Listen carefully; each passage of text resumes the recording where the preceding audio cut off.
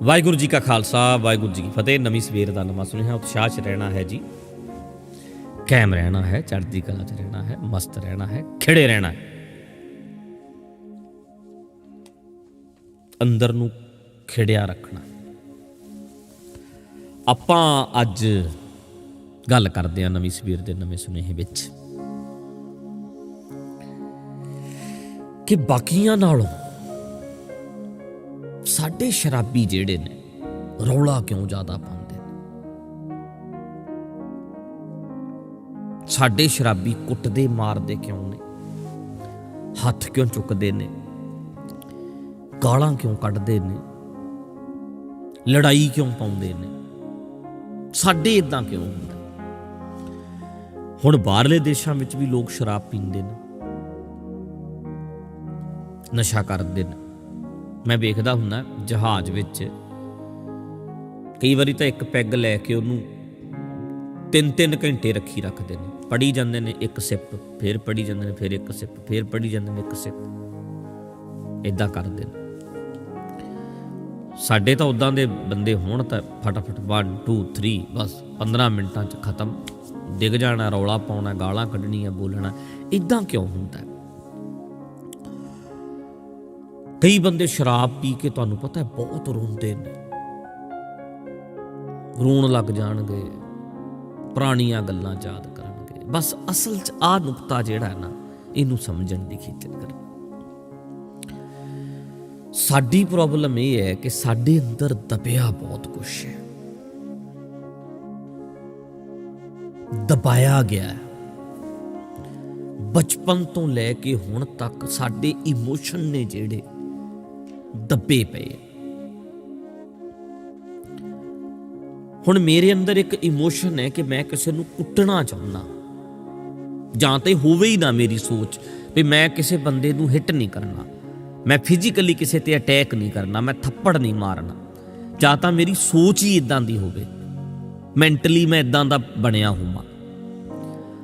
पर जे मेरी सोच विच अंदर किते है ते मार मैं सकदा नहीं, ते जे मेरे वर्गा बंदा शराब पीएगा, उहदा सुचेत मन सामने वाला नशे करके बंद हो गया, ते सब कॉन्शियस विच जो अंदर पिया है वो बाहर निकलेगा, फिर मैं हिट करांगा,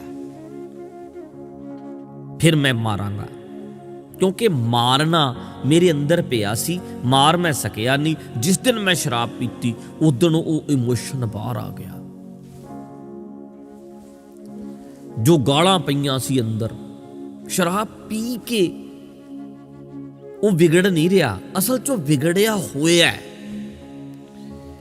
शराब पी के वो बंदा इदां दे काम नहीं करदा, असल वो इदां दा ही है, इदां दे काम करने चाहुंदा है। पर जदों शराब पींदा है उदों वो बाहर निकलदे है। मैनूं कई बंदे कहिंदे है बंदा बहुत चंगा है, इहदी शराब माड़ी है।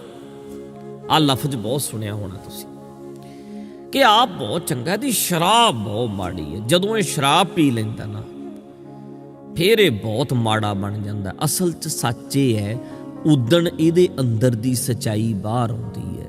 अगे पिछे तां ये दबा के रखदा है, अपने इमोशन दबा के रखदा है, अपने जज्बातां नूं अंदरों जिहड़ियां उठण वालियां तरंगां ने, अंदर जो दिमाग च चलदा है उहनां नूं दब दिंदा है।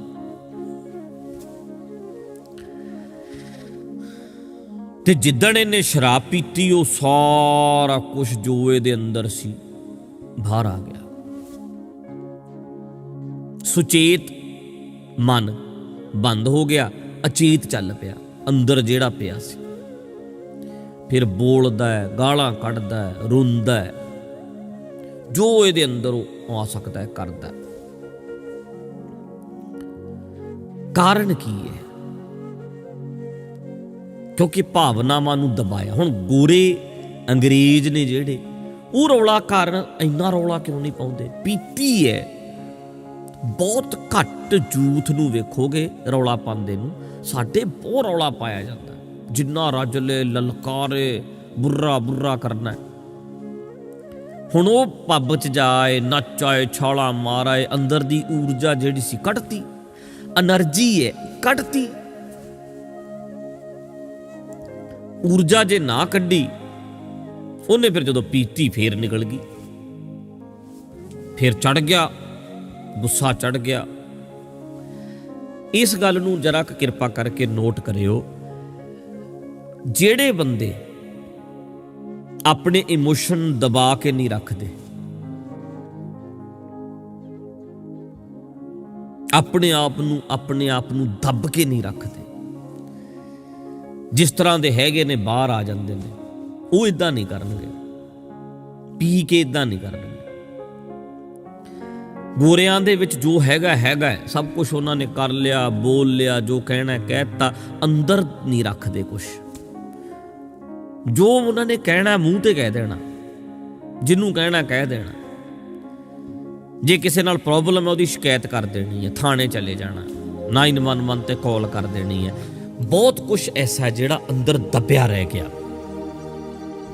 ਇਸੇ ਕਰਕੇ ਜਿਹੜਾ ਰੌਲਾ ਪਾਉਂਦੇ ਨੇ, ਉਹ ਰੌਲਾ ਉਹਨਾਂ ਦੇ ਅੰਦਰ ਹੀ ਪਿਆ ਹੋਇਆ, ਦੱਬਿਆ ਹੋਇਆ ਰੌਲਾ।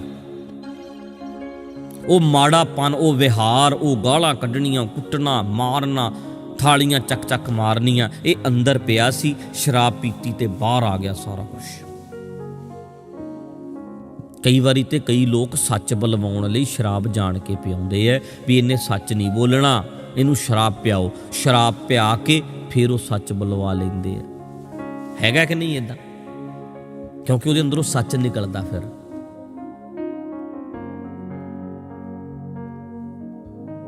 ਫਿਰ ਫਿਲਟਰ ਨਹੀਂ ਲਾਉਂਦਾ, ਜੋ ਅੰਦਰ ਹੁੰਦਾ ਬਾਹਰ ਕੱਢ ਦਿੰਦਾ। ਕਿਉਂ ਪਾਉਂਦੇ ਨੇ ਰੌਲਾ? ਕਿਉਂਕਿ ਅੰਦਰ ਪਿਆ। ਹੁਣ ਹੱਲ ਇਹਦਾ ਇਹ ਹੈ ਕਿ ਅਸੀਂ ਅੰਦਰੋਂ ਬਾਹਰੋਂ ਇੱਕੋ ਜਿਹੇ ਹੋਈਏ। ਕਾਹਦਾ ਖਤਰਾ ਹੈ? ਜਿਵੇਂ ਕਈ ਟੈਸਟ ਇਦਾਂ ਦੇ ਹੁੰਦੇ ਨੇ, ਮਸ਼ੀਨਾਂ ਵਗੈਰਾ ਲਾ ਲੈਂਦੇ ਨੇ, ਧੜਕਣ ਚੈੱਕ ਕਰਦੇ ਨੇ ਵੀ ਸੱਚ ਬੋਲਦਾ ਕਿ ਝੂਠ ਬੋਲਦਾ। ਕਾਹਦਾ ਖਤਰਾ? ਕਰ ਲਓ, ਝੂਠ ਬੋਲਿਆ ਹੀ ਨਹੀਂ, ਜੋ ਹੈ। ਪੀਣ ਵਾਲੇ ਨੂੰ ਕਾਹਦਾ ਖਤਰਾ ਹੋਏਗਾ ਫਿਰ, ਜੇ ਉਹਦੇ ਅੰਦਰ ਕੁਝ ਹੈ ਹੀ ਨਹੀਂ।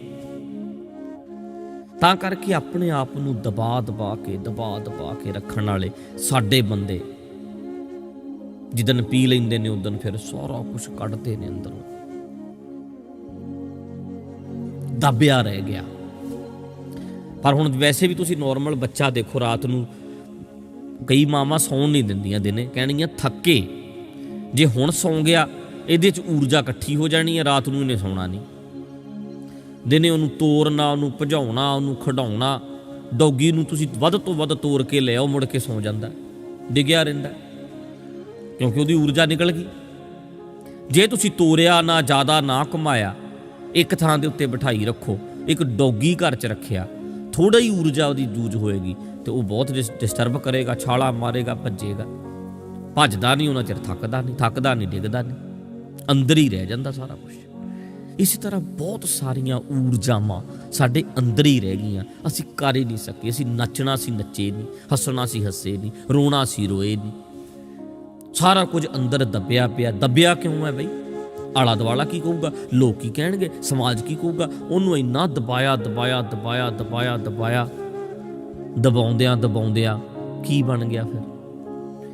ਹੁਣ ਦਿਮਾਗ 'ਚ ਕਈਆਂ ਦੇ ਆਏਗਾ, ਇਹਦਾ ਮਤਲਬ ਜਦ ਬੰਦਾ ਦਬਾਵੇ ਨਾ, ਜੋ ਜੀ ਕਰਦਾ ਕਰੇ, ਫਿਰ ਇਦਾਂ ਤਾਂ ਬਲਾਤਕਾਰ ਹੋਣਗੇ, ਰੇਪ ਹੋਣਗੇ। ਵਿਦੇਸ਼ਾਂ 'ਚ ਕਿੰਨੇ ਕੁ ਹੁੰਦੇ ਆ, ਬਾਹਰ ਕਿੰਨੇ ਕੁ ਰੇਪ ਹੁੰਦੇ ਆ, ਸਾਡੇ ਹੁੰਦੇ ਆ। ਉਹ ਤਾਂ ਕਾਨੂੰਨੀ ਸਿਸਟਮ ਇਦਾਂ ਦਾ ਵਧੀਆ ਹੋਵੇ ਕਿ ਬੰਦਾ ਅੱਖ ਨਾ ਚੱਕ ਸਕੇ, ਮਾੜਾ ਵੇਖ ਨਾ ਸਕੇ ਕਿਸੇ ਵੱਲ, ਹਿੰਮਤ ਨਾ ਹੋਵੇ ਕਿਸੇ ਦੀ। ਪਰ ਸਾਡੇ ਵਾਲਿਆਂ ਦੇ ਅੰਦਰ ਦਬਿਆ ਹੋਇਆ ਹੈ ਕੁਛ। ਬਾਹਰਲੇ ਦੇਸ਼ਾਂ 'ਚ ਪੜ੍ਹਾਈਆਂ ਇਦਾਂ ਦੀਆਂ ਪੜ੍ਹਾਈਆਂ ਗਈਆਂ ਬਚਪਨ ਤੋਂ। ਕੋਈ ਵੀ ਲੜਕੀ ਇਦਾਂ ਉਹਨਾਂ ਦੇ ਸਾਹਮਣੇ ਕੱਪੜੇ ਪਾ ਕੇ ਲੰਘ ਜਾ, ਗੋਰਿਆਂ ਮੁੰਡਿਆਂ ਵੱਲ ਵੇਖਿਓ, ਉਹ ਕਿੰਨਾ ਕੁ ਵੇਖਦੇ ਆ, ਉਹ ਨਹੀਂ ਇੰਨਾ ਵੇਖਦੇ। ਪਰ ਜੇ ਸਾਡੇ ਵਾਲੇ ਨੇ, ਸਾਡੇ ਵਾਲੇ ਵੇਖੋ, ਸਾਡੇ ਵਾਲੇ ਤੇ ਨਿਗਾਹ ਹੀ ਨਹੀਂ ਹਟਾਉਂਦੇ। ਉਹਦਾ ਕਾਰਨ ਕੀ ਹੈ? ਸਾਡੇ ਅੰਦਰ ਕਾਮ ਦੱਬਿਆ ਪਿਆ, ਅਸੀਂ ਦਬਾ ਕੇ ਰੱਖਿਆ। ਤੇ ਉਹ ਨੇ ਜਿਹੜੇ ਉਹ ਖੁੱਲੇ ਨੇ, ਉਹਨਾਂ ਲਈ ਕੋਈ ਫਰਕ ਨਹੀਂ। ਬਚਪਨ ਤੋਂ ਲੈ ਕੇ ਭਾਵਨਾਵਾਂ, ਇਮੋਸ਼ਨ ਜਿਹੜੇ ਹੈ ਦਬਾਏ ਨਹੀਂ, ਸਾਡੇ ਦਬਾਇਆ ਗਿਆ। ਹੈਗਾ ਅੰਦਰ ਹੀ ਹੈ। ਕੋਈ ਚੀਜ਼ ਦੱਬਣ ਨਾਲ ਖਤਮ ਥੋੜਾ ਹੋ ਜਾਂਦੀ ਹੈ। ਖਤਮ ਹੋਣਾ ਤੇ ਕਿਸੇ ਚੀਜ਼ ਨੂੰ ਦਬਾ ਕੇ ਰੱਖਣਾ, ਇਹਦੇ 'ਚ ਫਰਕ ਹੈ। ਸਾਡੇ ਹਰ ਚੀਜ਼ ਨੂੰ ਦਬਾਇਆ ਜਾਂਦਾ ਹੈ। ਦਬਾ ਕੇ ਰੱਖ ਲਿਆ। ਜਿੱਦਣ ਮੌਕਾ ਲੱਗਦਾ ਹੈ ਫਿਰ ਜਿਵੇਂ ਉਹ ਪ੍ਰੈਸ਼ਰ ਦੇ ਨਾਲ ਕੋਈ ਚੀਜ਼ ਬਾਹਰ ਨਿਕਲਦੀ ਹੈ ਨਾ, ਉਵੇਂ ਫਿਰ ਸਾਡੇ ਅੰਦਰੋਂ ਨਿਕਲਦਾ ਸਾਰਾ ਕੁਝ। ਪ੍ਰੈਸ਼ਰ, ਇੰਨੇ ਪ੍ਰੈਸ਼ਰ ਨੇ ਸਾਡੇ ਅੰਦਰ, ਅੱਧੋ ਦਬਾ ਕੇ ਅੰਦਰ ਇੰਨੀਆਂ ਗੰਢਾਂ ਬਣੀਆਂ ਪਈਆਂ ਨੇ, ਹਿਪਨੋਟਾਈਜ਼ ਕਰਕੇ ਸਾਨੂੰ ਕੋਈ ਦੇਖੇ ਨਾ ਤਾਂ ਇੰਨਾ ਕੁਝ ਅੰਦਰੋਂ ਬਾਹਰ ਨਿਕਲੇਗਾ, ਅਸੀਂ ਸੋਚ ਵੀ ਨਹੀਂ ਸਕਦੇ। ਤਾਂ ਕਰਕੇ ਅਸੀਂ ਲਫ਼ਜ਼ ਇਹ ਵਰਤਦੇ ਹਾਂ, ਸ਼ਰਾਬ ਮਾੜੀ ਹੈ, ਪਰ ਸੱਚ ਇਹ ਹੈ ਕਿ ਸ਼ਰਾਬ ਪੀ ਕੇ ਬੰਦੇ ਦੇ ਅੰਦਰ ਦਾ ਮਾੜਾਪਨ ਬਾਹਰ ਆਇਆ ਹੈ, ਅੰਦਰੋਂ ਬਾਹਰ ਨਿਕਲਿਆ। ਚਲੋ ਅੱਜ ਇੰਨਾ ਹੀ ਸਮਝੋ। ਕੋਸ਼ਿਸ਼ ਕਰੋ ਬਈ ਇਮੋਸ਼ਨ ਆਪਣਿਆਂ ਨੂੰ ਦਬਾਉਣ ਦੀ ਕੋਸ਼ਿਸ਼ ਨਾ ਕਰੋ, ਜਿੰਨਾ ਦਬਾਓਗੇ ਉਨੇ ਔਖੇ ਹੋਣਗੇ। ਦੱਬਣ ਨਾਲ ਇਹਨਾਂ ਨੇ ਖਤਮ ਨਹੀਂ ਹੋਣਾ। ਨਵੀਂ ਸਵੇਰ ਦਾ ਨਵਾਂ ਸੁਨੇਹਾ। ਕਾਇਮ ਰਹੋ, ਰਾਜੀ ਰਹੋ, ਚੜ੍ਹਦੀ ਕਲਾ ਚ ਰਹੋ, ਖੁਸ਼ ਰਹੋ। ਵਾਹਿਗੁਰੂ ਜੀ ਕਾ ਖਾਲਸਾ, ਵਾਹਿਗੁਰੂ ਜੀ ਕੀ ਫਤਿਹ।